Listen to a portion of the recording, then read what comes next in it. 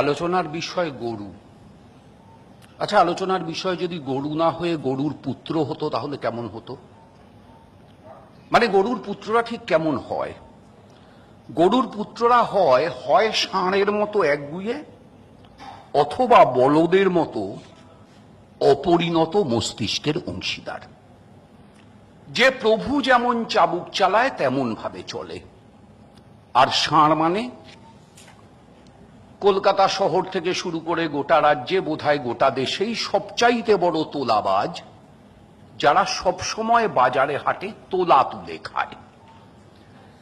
এখন এই রকম তোলাবাজ ষাঁড় আর অপরিণত মস্তিষ্কের বলদ কোন রাজনীতিতে দরকার হয়?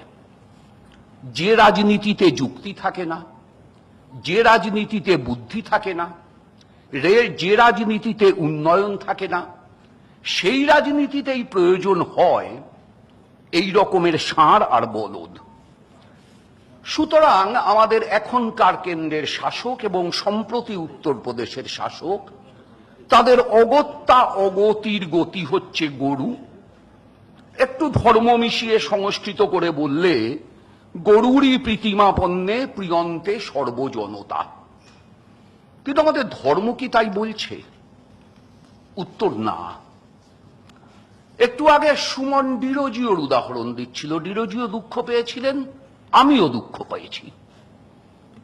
যিনি গরু খাওয়া পছন্দ করেন না, তার কাছে গরু ছুঁড়ে মারাটা কোনো কৃতিত্ব না, এটা তাকে অপমান করা।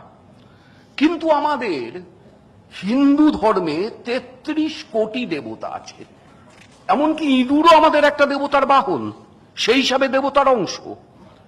এখন এই যে এত দেবতা, এর তো অর্থ একটাই, যে আমরা আসলে পরমত সহিষ্ণু, আমরা আসলে সর্বসমন্বয়ে বিশ্বাসী। আচ্ছা, আমাদের ধর্মগ্রন্থ কি কেউ জানি না? যদি বেদকে আমাদের ধর্মগ্রন্থ ধরি, তাহলে ঋগ্বেদ সংহিতায় অগ্নির কাছে প্রার্থনা করা হচ্ছে গাভীদের খণ্ড খণ্ড করে ছেদন করবার জন্য, খাওয়ার জন্য। ইন্দ্রের কাছে প্রার্থনা করা হচ্ছে, তুমি আমার জন্য 15-20টা বৃষ রান্না করে দাও, তা খেয়ে আমি আমার উদরের দুদিক পূর্ণ করি। আচ্ছা, ঋগ্বেদ তো বৈদিক যুগের প্রাথমিক পর্যায়, উপনিষদ হচ্ছে বৈদিক যুগের শেষ পর্যায়।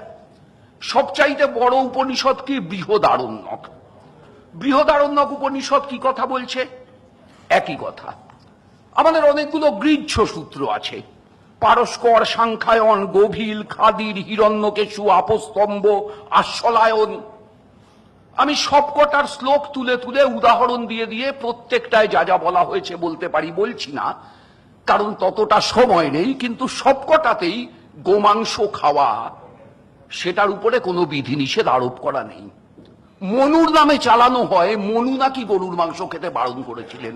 ভুল, মিথ্যে, মনুকে বিকৃত করা। মনু কোনো কোনো প্রাণীর মাংস খেতে বারণ করেছিলেন, এ কথা ঠিক, কিন্তু তার মধ্যে গরু পড়ে না। যেমন আমি উদাহরণস্বরূপ বলি যে মনু বলছেন যেসব প্রাণী এক খুর বিশিষ্ট তাদের মাংস খাওয়া বিশেষ বিধান ছাড়া বারণ, গরু এক খুর বিশিষ্ট না। মনু বলছেন যাদের এক পাটি দাঁত আছে তাদের মাংস খাওয়া যাবে, গরু তার মধ্যে পড়ে। কৌটিল্যের অর্থশাস্ত্র, গরু খাবার উদাহরণ আছে। রামায়ণ বলে, রামায়ণে রাম যখন সীতাকে নিয়ে বনবাসে ভরদ্বাজ মুনির আশ্রমে গেছেন, তখন ভরদ্বাজ মুনি তাকে ফল এবং বৃষ দিয়ে ভোজনের ব্যবস্থা করেছেন। মহাভারতে যুধিষ্ঠিরকে সান্ত্বনা দিতে গিয়ে কৃষ্ণ অনেক কথার মধ্যে বলছেন, মহাত্মা রন্তিদেবের কথা, যা একটু আগে সুমন বলল, আমার রিপিট করার প্রয়োজন নেই। ফলে বেদব্যাসী মহাভারত থেকে শুরু করে সব জায়গায় আমরা এটা দেখছি। আবার গোহত্যা একটা সময় বন্ধ হলো। কেন হলো? যখন গরুর ফুড ভ্যালুর থেকে ইউটিলিটি ভ্যালু বাড়লো। যখন মানুষ চাষবাস জানতো না, তখন গরুর ফুড ভ্যালু বেশি। দুধ দেওয়া শেষ হয়ে গেলে সে গরু কি কাজে লাগবে? এইবার মানুষ চাষবাস শিখলো, লোহার লাঙল ব্যবহার করলো, বলদ দিয়ে লাঙল টানালে দ্রুত চাষ হচ্ছে, বেশি চাষ হচ্ছে। সেই জন্য তখন যত্রতত্র গরু বধ করা, আগেকার দিনে অশ্বমেধ যজ্ঞ, গোমের যজ্ঞ 100, 200, 1000, 500, যে যত বেশি বলি দিতে পারবে সে রাজার তত বেশি নাম হবে।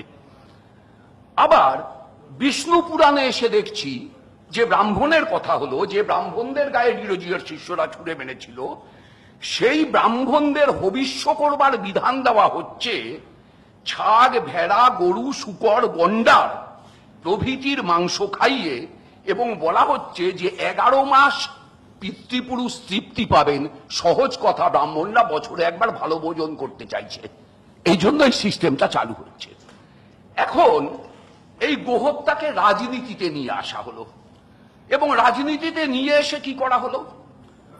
অর্থনীতির একটা সর্বনাশ করা হচ্ছে। সবচাইতে বড় কথা, ধরুন যে উত্তরপ্রদেশে 356টা স্লটার হাউস আছে, কসাইখানা, তার মধ্যে মাত্র 40টার লাইসেন্স আছে।